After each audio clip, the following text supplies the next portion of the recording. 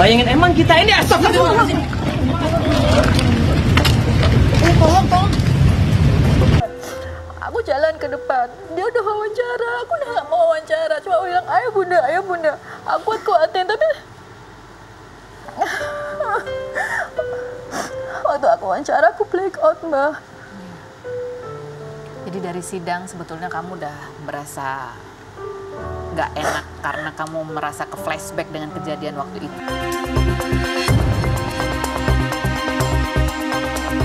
Tangis Dianova tak terbendung. Berbagai kisah pilu yang membuatnya sampai jatuh pingsan saat mendampingi sang suami di sidang lanjutan gugatan mereka terhadap salah satu hotel di Pontianak sana. Di sidang yang digelar di Pengadilan Negeri Pontianak pada 11 September 2024 lalu itu, Dianova tak kuasa menopang tubuh hingga rebah di tengah-tengah wawancara bersama awak media. Viral di kanal Maya, Dianova ungkap hal yang membuatnya benar-benar berkalang kesedihan sampai jatuh lemas. Bukan hanya menghadapi persidangan, istri Mandala Shoji ini juga tak kuat mendengar kisah saksi yang mengalami nasib serupa dengan mereka. Bagaimana barang-barang saksi juga dikeluarkan dari kamar hotel, mengingatkan kembali Dianova tentang peristiwa yang menimpa mereka pada Desember 2023 lalu.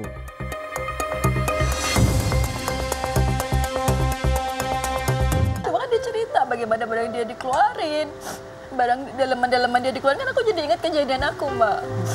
Terus waktu aku kejadian aku cuma sendirian di situ dan aku kedinginan, perut lambungku langsung naik. Mandala kan jauh. Udah gitu keluar dari situ, tuh aku udah nangis. Keluar dari situ, Mandala karena marah dia pergi. Semua pergi dengan aku cuma sendirian. Apa sih sejauh ini? Khawatir semuanya.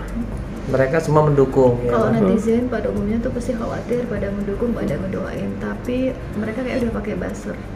Mereka udah pakai buzzer dengan menyalahkan panitia. Kalau buzzer tuh polanya menyalahkan panitia. Mereka mencoba cuci tangan. Mereka mencoba playing victim cuci tangan di situ.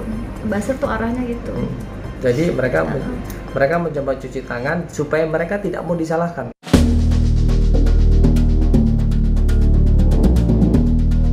Kasus yang membuat Mandala Shoji dan istri harus bolak-balik Jakarta Pontianak demi mencari keadilan itu bermula pada Desember 2023 lalu. Kala itu, Mandala didaulat untuk menjadi MC dalam sebuah acara di hotel tersebut. Diberitahu panitia bahwa mereka akan menginap sampai tanggal 9 Desember 2023. Namun sehari sebelumnya, barang-barang Mandala dan istri dikeluarkan dari kamar mereka tanpa izin. Tak terima dengan hal ini, Mandala keluhkan perlakuan pihak hotel secara lantang hingga akhirnya melayangkan gugatan. Tapi belum lagi tuntas gugatan mereka, Mandala dan istri digugat balik pihak hotel senilai 10 miliar rupiah. Rekonvensi. Jadi gugatan dalam gugatan, dia menggugat balik. Kita kaget dong. Makanya kita di situ lampiaskan atau buka gitu di media. Kita buka di pengadilan gitu loh. Bahwa kita pengen mendapatkan keadilan ini. Kenapa kita digugat balik? Sedangkan tidak ada utusan dari dia untuk berusaha untuk mediasi sama sekali. 10 atau 1 miliar sekian, 10 miliar 9 juta sekian. Jadi gini, mereka tuh menyalahkan kami ketika ada Pemda mana yang menggagalkan kontrak.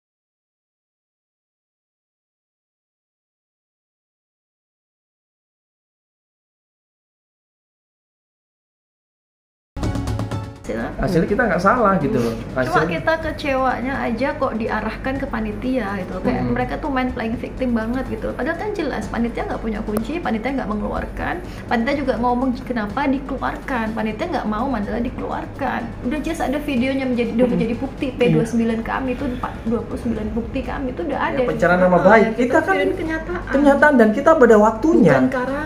Bukan karangan dan itu kenyataan pada waktunya, bukan kita yang berencana. Nggak ada berencana. Kalau kita nggak diusir, kita nggak akan melakukan hal itu gitu loh. Ada sebab dan akibat lah yang terjadi. Nah itu. Makanya aneh kok nuntut balik itu aneh. Ya nuntut balik itu aneh. Ya.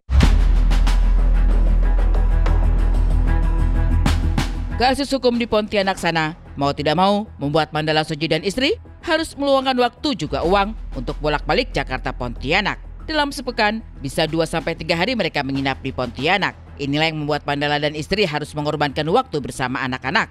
Bagi Dianova, sebagai ibu, berat hati rasanya meninggalkan sang buah hati.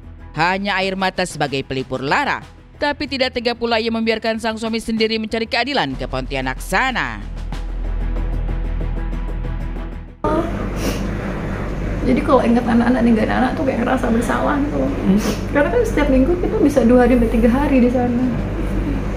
Ya pasti sedih lah lihat ini dia dampingin kan jauh udah ninggalin anak-anak di rumah. Anak-anak sekolah, ujian juga. Akhirnya kita fokus kita ke belah. Satunya buat anak-anak, satu buat keluarga, apalagi istri ya kan. Anak-anak di rumah nanyain kapan pulang ya kan. Tiba-tiba ya kan kita pasti pengadilan seperti itu ya kan hasilnya. Kan kita kecewa ya kan. Ya mereka masih kecil juga, mereka nggak tahu juga karena jangan sampai tahu deh, kasihan. Kita berat sih nggak sampai tahu juga gitu karena mereka jarang nonton TV juga ya. Gitu. Jadi alhamdulillah mereka tidak terlalu terbebani, cuman bolak-baliknya ini yang meninggalkan mereka, akhirnya konsentrasi kita kepada mereka akhirnya berkurang, terutama ibunya. Ini miskomunikasi yang berujung panjang nih ya. Karena akhirnya mungkin satu pihak merasa dirugikan, tapi kalau aku lihat gitu ya dari pengorbanan yang harus dilakukan demi hadir gitu ya di persidangan dan juga di pengadilan, itu akhirnya lebih banyak lagi gitu yang hilang ya kan. Waktu dengan anak, stres juga, belum lagi budget yang harus dikeluarkan untuk terbang bolak-balik dan juga menginap lagi di hotel. Nah jadi sebenarnya mungkin adakah peluang gitu untuk menyelesaikan ini secara kekeluargaan? Iya, semoga ada ya. Tapi pertanyaannya adalah apakah kalau ke balik Kalimantan nginep di hotel itu lagi atau enggak ya? Jangan dong, pasti udah trauma kali ya. Tapi apapun itu masalahnya semoga bisa cepat diselesaikan, jalur baik-baik, tidak ada yang dirugikan baik kedua belah pihak. Amin.